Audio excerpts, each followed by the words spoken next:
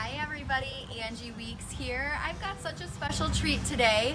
Stephanie Southwick reached out to me. She saw us on the NAWRB Vow to Save little snippet there and reached out. She's here from Seattle and she owns a company called Property Matters. So Stephanie, you want to tell us a little bit more about what Property Matters does for women? You know, Property Matters will help any woman start their real estate portfolio. What we want to give women is freedom. And you can get freedom when you have semi-passive or passive income.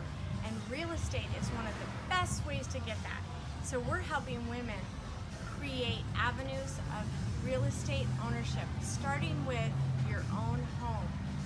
Amen. I love that. And so many people, they don't reach out to women or reach out to anybody about owning your home and building a portfolio and doing this whole real estate thing right. So you guys connect with Stephanie. She's an amazing individual with a great heart, and you can find her at stephsouthwick1@gmail.com. Send her an email if you want to be a homeowner. Fire your landlord. Let's do this, ladies. Are you sick of renting? I mean, come on. Yes. Aren't you sick of putting money in somebody else's pocket? You know, starting April 1st, this is the time to do it. We can get you out of being a renter and let's get you into a home.